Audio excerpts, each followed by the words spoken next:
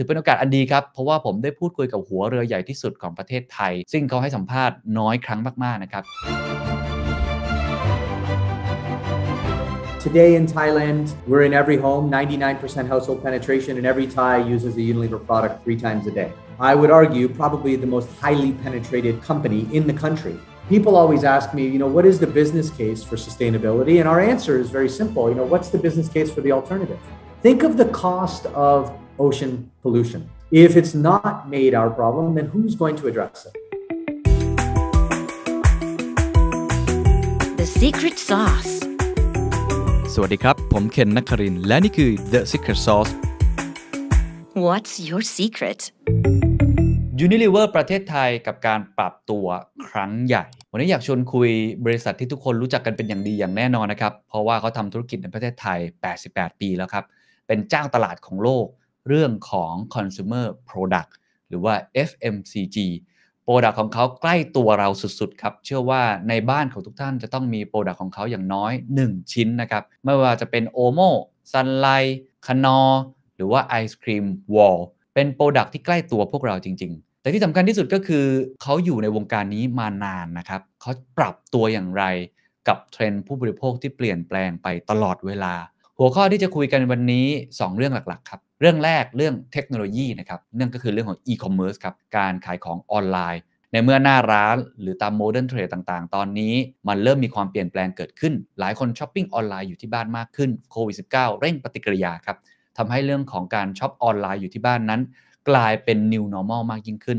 แบรนด์ใหญ่อย่าง Unilever ปรับตัวอย่างไรและเขาไป X กับ Marketplace ชื่อดังอย่าง Shopee เขามีแคมเปญอะไรร่วมกันแบบไหนนะครับอันที่2ครับคือเรื่องของความยั่งยืนครับเพราะว่า Product ของเขามันเกี่ยวข้องกับเรื่องพลาสติกเกี่ยวข้องกับเรื่องของความยั่งยืนตลอดเวลาอยู่แล้วนะครับในเมื่อ climate change ตอนนี้เป็นเรื่องที่เราหลีกเลี่ยงไม่ได้จริงๆเขาจะปรับอย่างไรกับเรื่องนี้ไม่ว่าจะเป็นเรื่องของภาวะโลกร้อนเรื่องของความยั่งยืนหรือว่าเรื่องของ gender equality ถือได้ว่าเป็นการปรับตัวครั้งใหญ่นะครับแล้วเราเห็นแคมเปญนี้ต่อเนื่องมาเกือบ10 ปีอยู่แล้วการตั้ง purpose องค์กรใหม่น่าสนใจอย่างยิ่งนะครับแล้วถือเป็นโอกาสอันดีครับเพราะว่าผมได้พูดคุยกับหัวเรือใหญ่ที่สุดของประเทศไทยซึ่งเขาให้สัมภาษณ์น้อยครั้งมากๆนะครับคือคุณโรเบิร์ตแคนดาลิโนนะครับท่านเป็นคนแคนาเดียนนะฮะที่มีวิธีการพูดคุยที่สนุกสนานแล้วก็มีแพชชั่นในสิ่งที่ทำโดยเฉพาะเรื่องของความยั่งยืนการสร้าง Impact ให้กับโลกผมประทับใจมากที่คุณโรเบิร์ตแคนดาลิโนบอกกับผมว่าเขาไม่ได้คิดว่าเขาทำ Product หรือว่าเขากำลังทำไอศครีมขายแต่ว่าเขากำลังจะเปลี่ยนแปลงโลกด้วยผลิตภัณฑ์ที่เขาทำอยู่นะครับและที่สำคัญที่สุดก็คือเราพูดคุยกันเป็นภาษาอังกฤษนะครับถ้าท่านไหนสนใจอยากจะมาดูคำแปลดูซับไตเติลเนี่ยก็มาดูที่ YouTube ได้เราจะแปลให้แล้วก็สามารถทำให้ท่านเนี่ยเข้าใจในสิ่งที่เราพูดคุยกันได้มากยิ่งขึ้นนะครับลองไปฟังกันครับกับการปรับตัวครั้งใหญ่ของ Unilever ประเทศไทยครับ I want to start with the pandemic since the pandemic has begun what have been the impacts of COVID-19 in terms of your business overview your business situation or also a consumer product industry I think for our business, there have been difficulties and successes, and let me give you an example. More people are home. That means more people are cooking at home. That's sure. Been quite good for our food business, right? We have fantastically successful, beautiful foods products like our Knorr bouillon cubes, right? Or our best foods business. People are suddenly bakers all of a sudden, right? And so we have best foods baking products, which have done phenomenally well.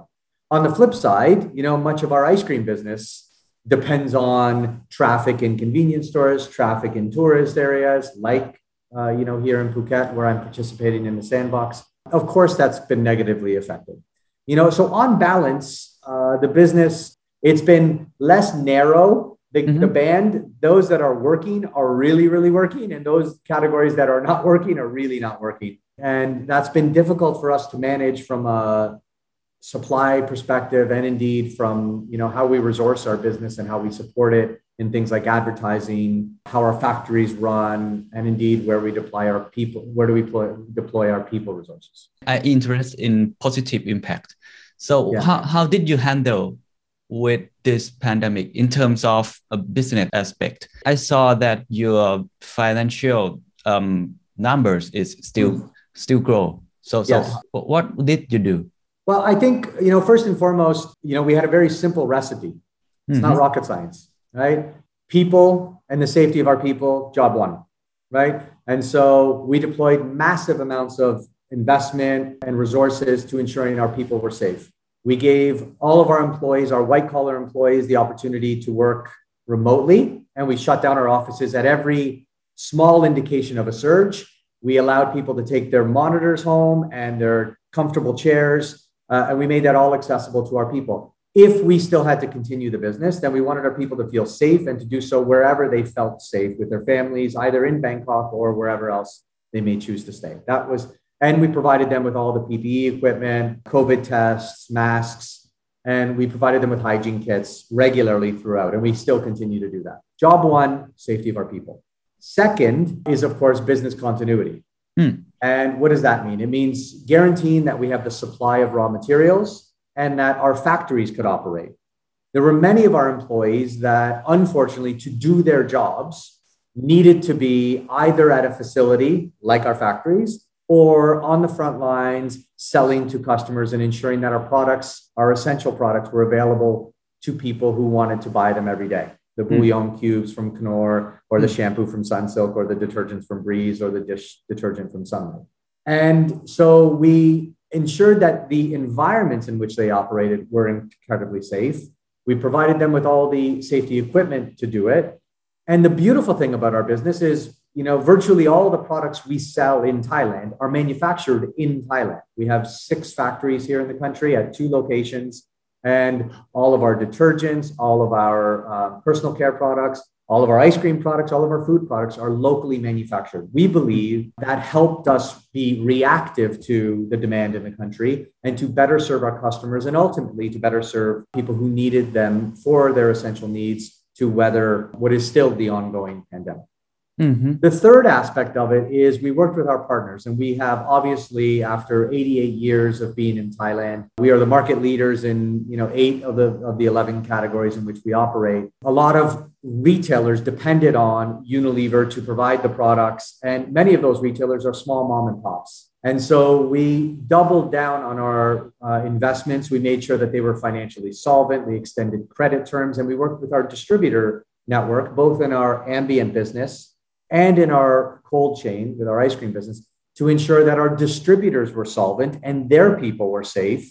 So we extended the Unilever protections to our extended network, the non-Unilever employees, but those who work indirectly for our family, and ensured that they were then able to meet the demands and the needs of customers who we are committed to serving, however small and however remote those customers may be. And I think the really interesting part about this, Ken, is certainly what we saw from a retail perspective is you saw a huge surge in obviously digital commerce, e-commerce transactions skyrocketed, right? Whether it was home delivery services of foods or products, but also products like ours, right? Through, online platforms, the pure plays or the omni-channels. Shopee is an example. But we also saw a real surge in proximity stores. Stores that are in your neighborhoods, right? And we went in conversation with these retail partners, we understood, right? Why is that? Well, because whether it was a national brand that has a small format store or just a one-off mom and pop shop, I feel safer knowing the person who runs that store. They're on my soy. I can go get my essentials and get back home super safely without any worries. And so we saw a real surge to them. And because of our distributive network and because of the scale of our business and because we have been serving these small retailers, we think, better than anybody else for generations now in this country, we feel that that has helped us respond to the crisis fantastically well over the last year. You mean Chohui, right? Chohui, it means shop house. Yeah, like small mom and pops, medium size. Not just a convenience store from the big company, right? Correct. Local store. Right. Yes. Okay. Thai is called Chohui. Exactly. Yes.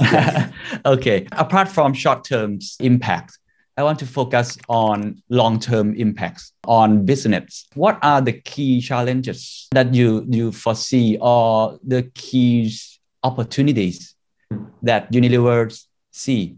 Yeah, I think there are numerous, both risks, worries, things that keep me up at night, and indeed opportunities. Let's start macro. Okay. At a macro level, I'm genuinely worried for the country. You know, I think if 20% of the GDP is related to tourism, I don't think tourism is coming back anytime soon. You know, and I think it's often said that leaders should be dealers in hope, right? And I am hopeful, but I'm also a realist. And I think we need to recognize that our economy needs a different complexion in order to stimulate local supply, local consumption, and we need to become much more dependent on local businesses to drive the local Thai economy. And again, I feel good about that. And in that, there's an opportunity for us because we've been serving the people of Thailand for 88 years. Our factories are local. 99% of our employees are local. And that's an opportunity for us because it allows us to then capitalize on the talent opportunity to invest in our brands, invest in the country, invest in manufacturing, create more jobs, and stimulate the local economy. I think that is an imperative responsibility for any company that has benefited and has become prosperous in the country. Now is the time we have to invest back, right? And so I think there is, you know, the opportunity to do that, and we are doing it.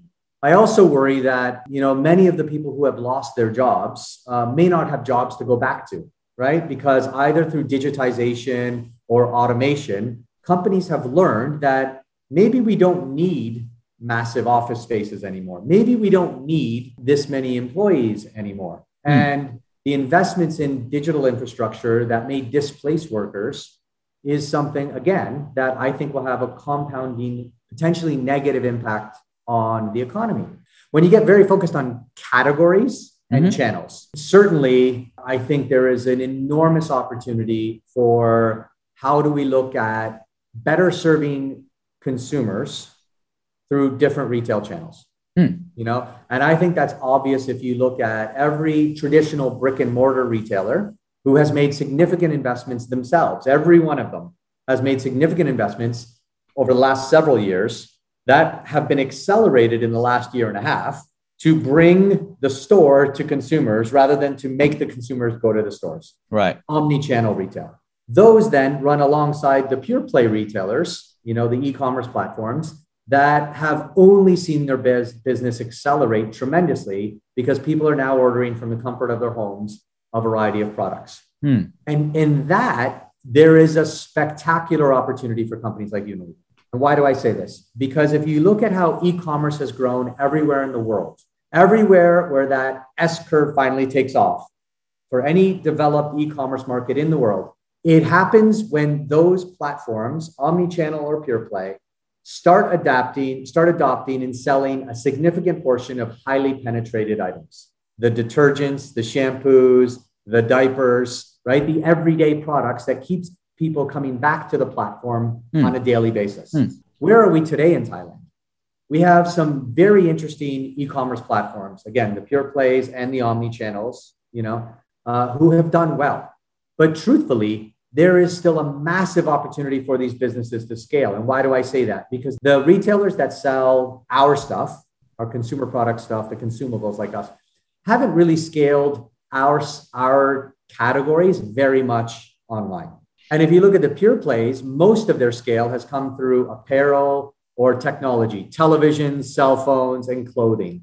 Right. That doesn't keep Ken going back every day. You're not going to buy a pair of shoes every single day. Sure. Right? You're not buying a new cell phone or a new television every day. But if you need shampoo, and if you need detergent, and if you need dish soap, and if you need bouillon cubes, and even now through our Ice Cream Now business, if you want to buy ice cream, you're doing it on a much more regular basis.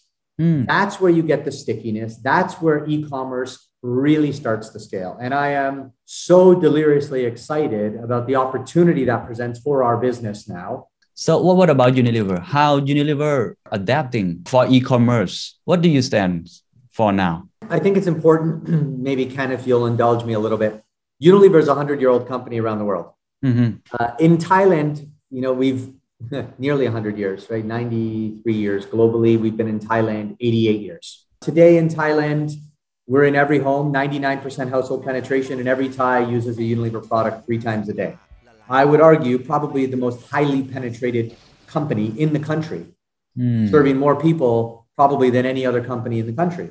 The secret ingredient, the secret sauce of scaling a retail platform is penetration. Then, of course, we have to be mindful of it, just like we've been mindful and invested historically in the past.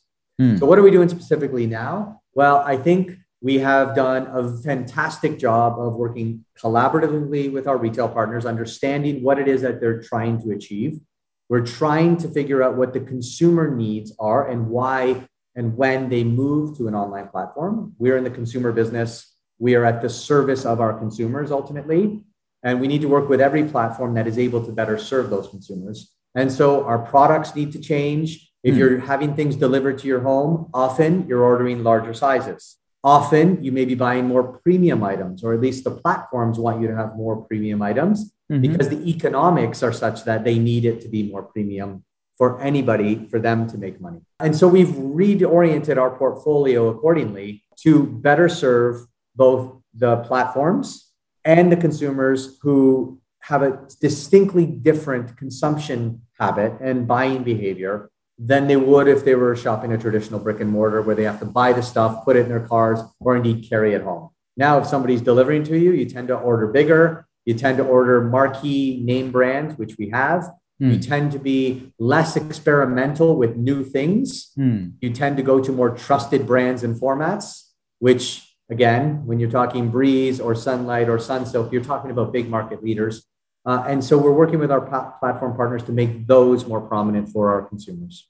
So can you give us some example? What kind of collaboration with you and platform? What kind of collaboration?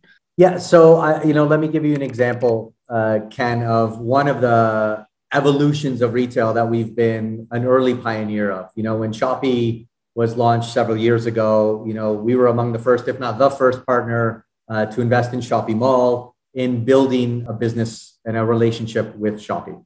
And at the time, that business was tiny, tiny, tiny. In the grand scheme of things, it was an insignificant amount of money. And actually, it required way more investment than return. But why did we do it? We did it because it is inarguable that the future of retail will be omni-channel, if not pure play digital. Number one. Number two, the team at Shopee was very, very impressive, and they were building something that we felt had long-term sustainable business prospects. And by adopting partnership with Shopee early on things like Shopee Mall, we were able to invest to help scale their business, which long-term benefits both of us. And the beautiful thing about Unilever is we can afford to invest early for long-term gain. We've always run a long-term business. And if we believe that a platform has the potential to be a long-term success that helps us better serve consumers, then historically, we've always done well by investing in those platforms. And that's what we did with Shopee in, I believe, 2018. Over the years, that relationship has gotten better in every respect. Our business has grown. It's no longer insignificant. It's quite significant. It is no longer unprofitable for us. It actually is decently profitable, not as profitable as the rest of our business, but we're getting there too as we scale. We're able to invest in other new technologies with them and help build those together with Shopee, things like super brand days, where together with them, Shopee benefits, we benefit, and ultimately we better serve consumers. And that relationship that we've now invested in and nurtured for 3 or 4 years has allowed us to then take the next step on all these new relationships and new capabilities, which we're building together as partners. Things like I've talked about, data and digital partnerships to better serve consumers, to better serve advertising messaging to people when they need it, and to make transacting easier for people wherever it is that they choose to shop on the platform. So in many respects, that small investment at the beginning for us has more than paid back because it's helped facilitate a wonderful working relationship with Shopee. Our commercial relationship has grown, and we've grown in line, if not ahead of them in many of these categories. It means we're gaining market share, and we are market leaders in all the categories in which we compete with Shopee. But equally, it has allowed us one more way to help satisfy consumer needs, which is ultimately what I'm paid to do every day. How do we better serve people and societies? Shopee has built a beautiful platform that enables us to do it. We're very proud of our relationship with Shopee. And here, we think, the future is limitless and the potential is astronomical if we get this right. Okay, can I drill down about the data? Because Yeah. everyone knows that it is very important. It's play a vital role for businesses, but it's very difficult. For example, for me as a media company, it's very difficult for collecting data and try to utilize this data turns to something like a sales growth or consumer insight, something like that. Sure. So can you share us some key elements or insights or your strategy on data transformation, something like that? Yeah, I think job one was there has to be something in it for the person to give their data, right? And so for us, it's always been, well, how do we serve consumers? Therefore, we have to be genuine and honest and trustworthy enough. When we ask people, you have to get permission. And when we ask them, would you be willing to give us some information by way of a survey or something else? And in so doing, here's how we plan to use it. And ultimately, it's to better serve you. There needs to be an immediate reward in our experience, and there needs to be a long-term commitment to better serve them. Our experience is actually, I think, because of the brands that are asking for it, are notable, trustworthy household names. You're already inviting our products into your home every day. You feed your children with Knorr, you let your kids eat our ice creams. You have an ice cream from us. So they may be brands, but we have a relationship with people already. So I think that helps us and they trust us. And I think we've earned that trust. We then take, this data and we have obviously a massive team that we've built here. So in your view, in Unilever perspective, what trends are coming right now in e-commerce or in online shopping that we need or you need to embrace it? Yeah, I think, Ken, it comes back to your first question, which is the implications of COVID. I think what we've said, right? Where when does e-commerce scale? It's when it becomes a habit, either out of necessity or because you get so used to stuff coming all the time, it just becomes part of your life, right? Or out of, habit. And I think COVID has absolutely accelerated that, for sure. The behavior, people who weren't on e-commerce platforms a year and a half ago have now gone on there for one reason or another, And while adoption was good and healthy in Thailand, if I'm really honest, it was still way slower than I expected it to be historically, because there is something inherently Thai about going to a shop or supporting your local store or going to try on those pair of shoes or to buying that art or to go to your local fish market or whatever. Now that opportunity has been denied a lot of people, it's forcing the adoption of new solutions to serve people, for me to get my products, for Ken to get his shampoo and his detergent. And so again, out of COVID, one of the opportunities is the acceleration of data. You then take what is, I think, inarguable. There are very few sure things in life, but if you look around the world, it is inarguable. It is a 100% certainty that at some point in the future, very nearly, all of us will be shopping online. Maybe not for all of our items, but for a lot more items than what we currently do or need today, right? So you take the reality that e-commerce will inevitably be the future, served by omni-channel players or pure play players. And you say the acceleration of e-commerce is happening because of necessity or COVID or, whatever the cause is.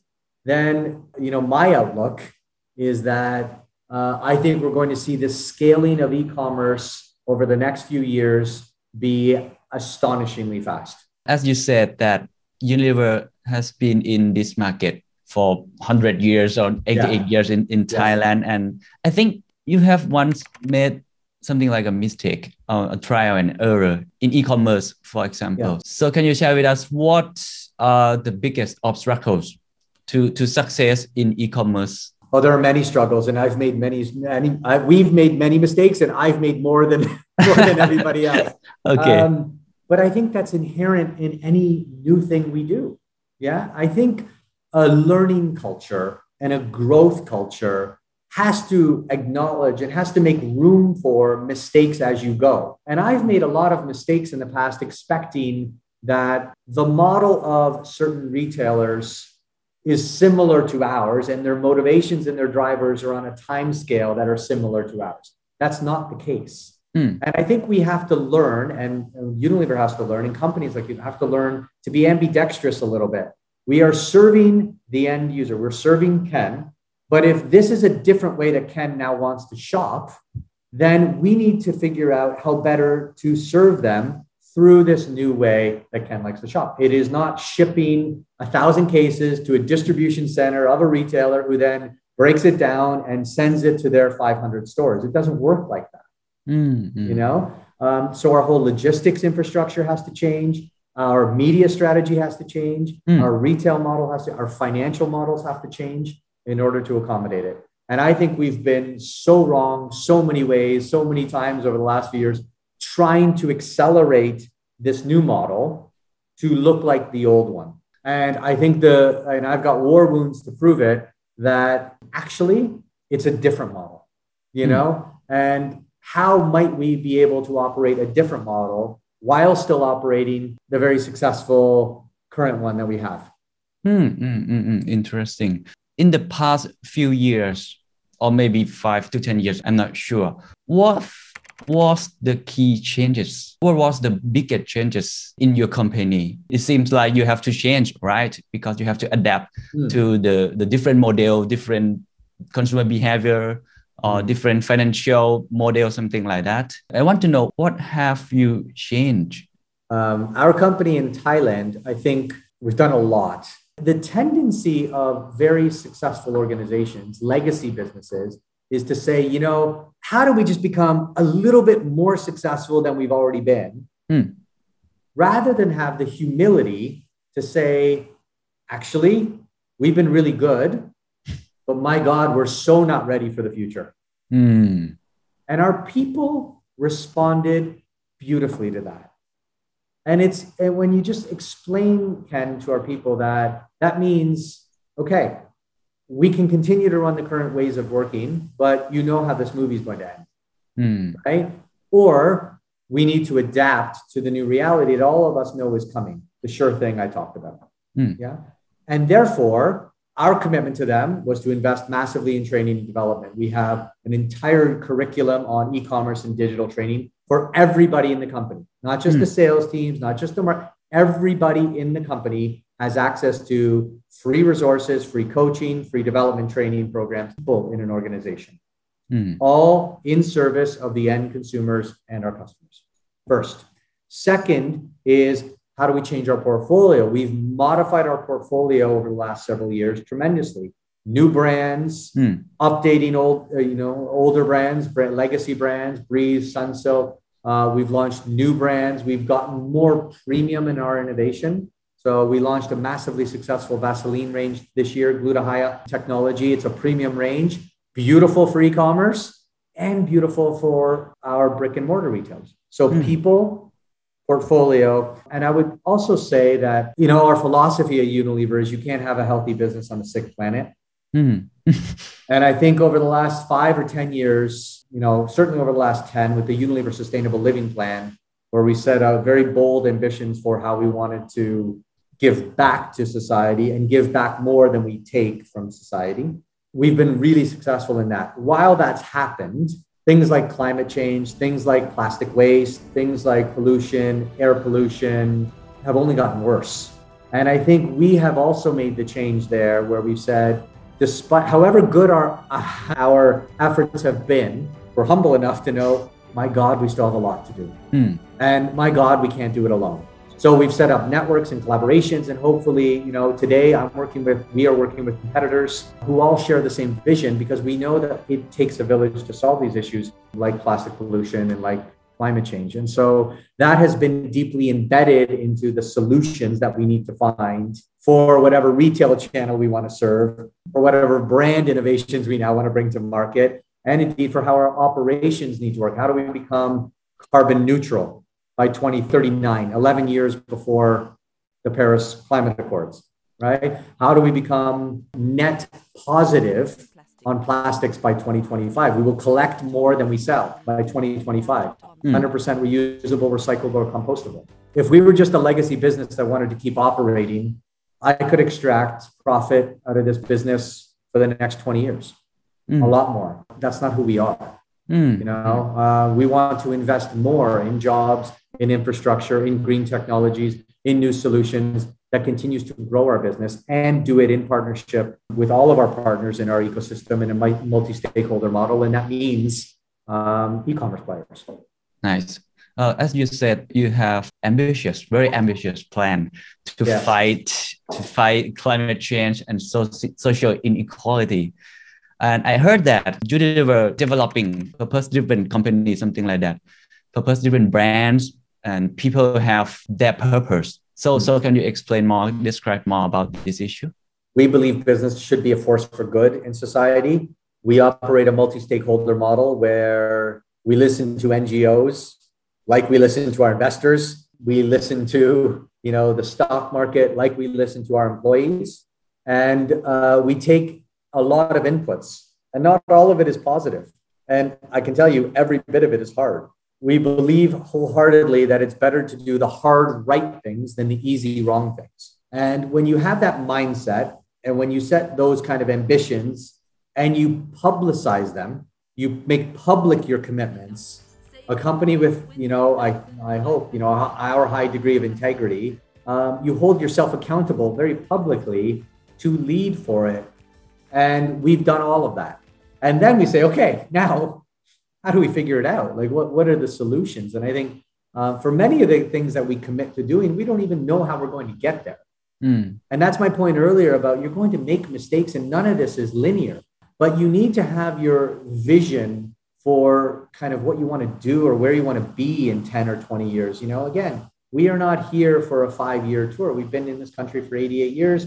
My job is to set us up for the next couple of decades. And the one who follows me needs to do the same thing. And when you recognize that you can't run a business anymore where you aren't mindful of these massive societal issues that your employees are going to care about, they're not going to work for a company that doesn't share their values. You're not going to be able to recruit the best talent because they're going to say, I want to work for a company with a high degree of ethics and morals, and I want to work for leaders who I like and trust. And so it is not, I think the frustration that we feel sometimes is people treat these things on the planet or on societal issues as transactional issues we can just kind of put away and forget about. When you put it as central to how you lead your people and the type of people you want to lead and the type of innovation agenda you want to have and the type of impact you want to have in society, it raises the bar.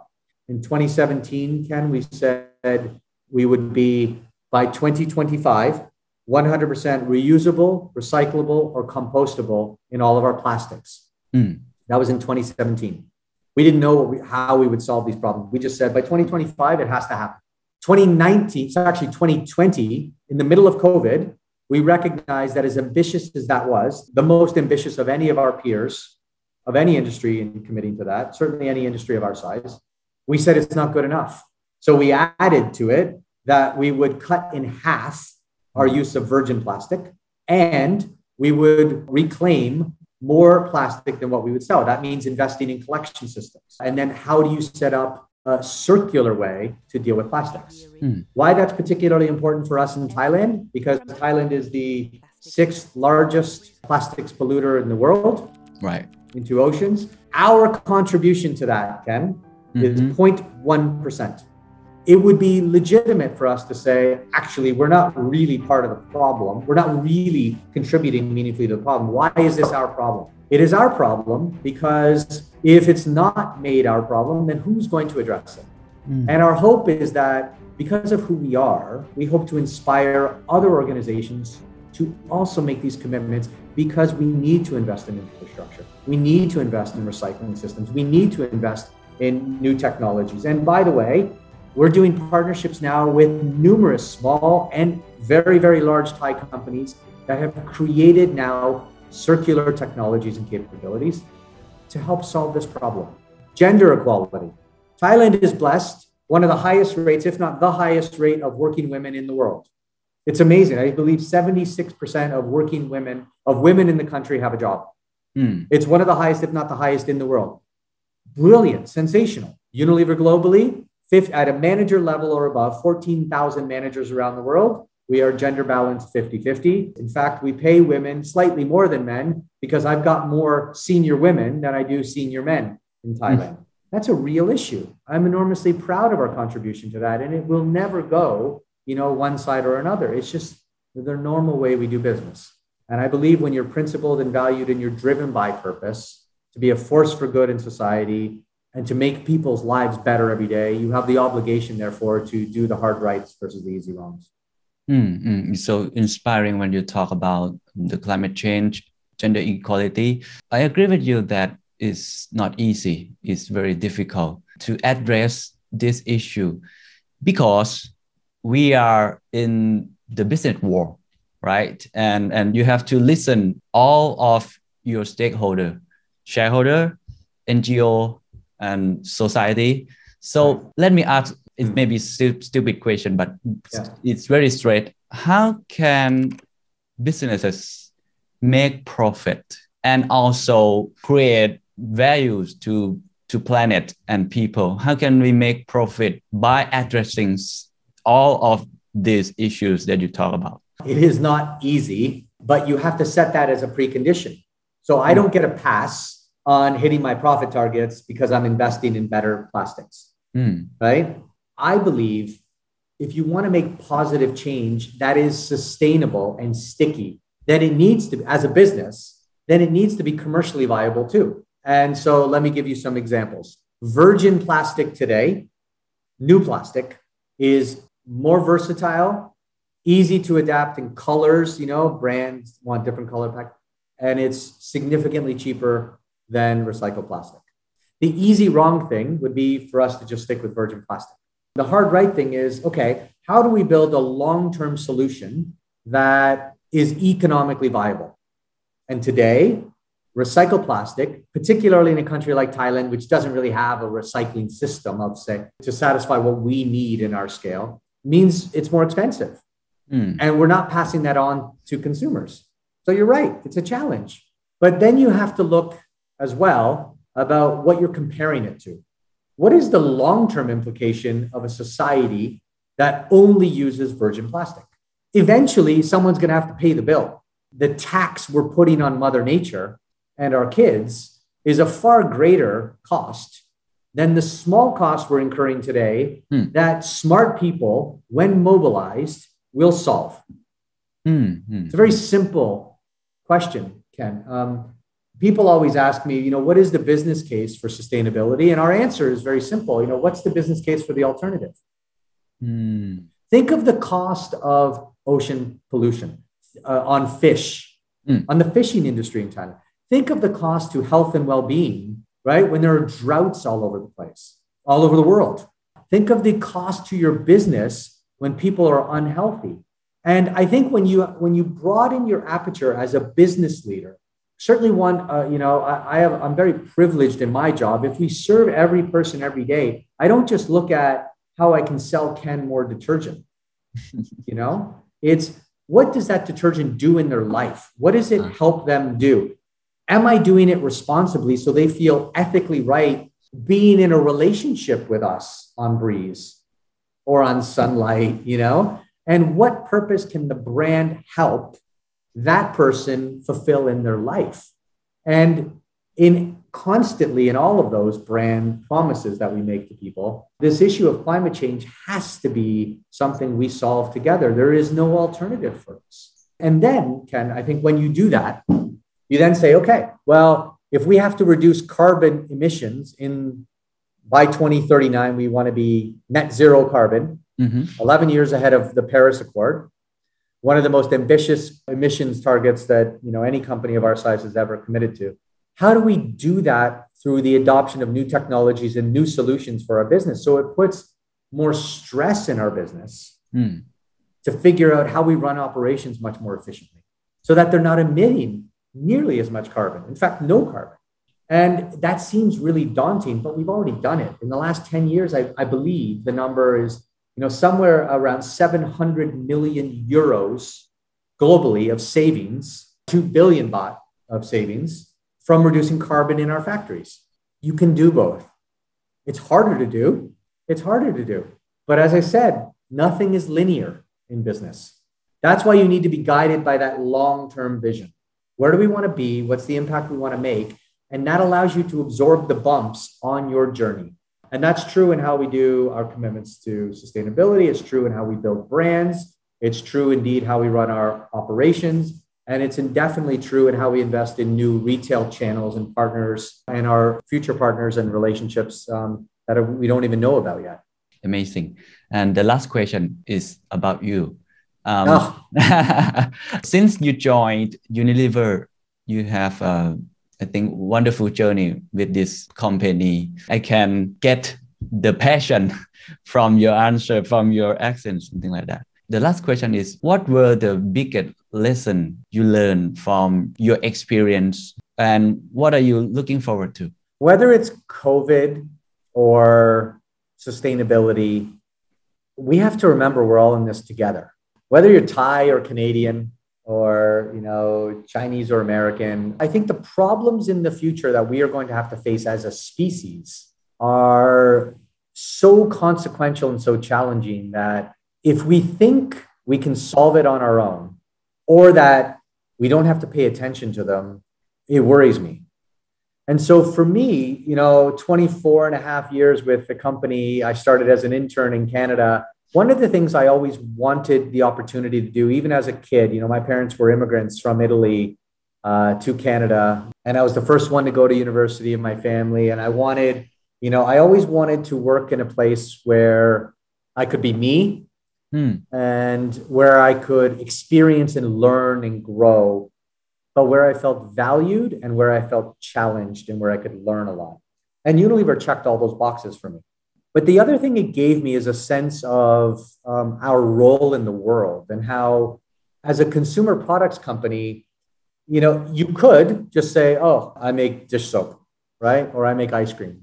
Or you could, as I've done, be in the favelas in Brazil or in alleys in Ho Chi Minh or in Manila, or indeed several times in Thailand before I came to work here, and meet with real people and understand that when they don't have much money and your detergent is a significant portion of what they spend, the significant portion of the money that they have to spend, you can't let them down. They can't afford for your detergent to not work. They can't afford for your food products to not be good and nutritious because they don't have any other resources. And it taught me that these are shared experiences. We're all in together. And that the challenges that somebody in Latin America or North America or South Asia or Southeast Asia all face will look slightly different, but they're all the same. People want to feed their families. They want to invest in their children. They want to give them a better future and a better life everywhere in the world. And knowing that the world is facing some pretty significant challenges, I learned that I have a role to play and that my job affords me the privilege and the opportunity to make an impact on a nuclear level with those individuals to make their day just a little bit better by giving them a little better quality than even they were expecting, more value than what they expected to get for their bot, but also to make a consequentially bigger impact because of who we are as a company and like-minded companies in effectively making the world and society a little bit better, And so I think that's what I'm happy about. That's what I feel, that's what motivates me every day. I think, if I think of the impact I want to leave and, my kids are here with me, as we're working from home, they've been watching me for a year and a half. They sit in on a lot of these things that I do. And they're like, oh, Papa, I thought you were the ice cream guy. I get that all the time. I thought you sold ice cream. I said, yeah, well, we sell ice cream, but ice cream brings joy and it brings happiness to people. That's why we're giving away 1 million free ice creams in Thailand to people who get vaccinated. 1 million. Because the country needs a little joy and a little happiness. And I'm privileged enough to be in a job where that's expected of me. And, Unilever is full of those kinds of people. And so, yeah, that's been my journey. Those have been my learnings.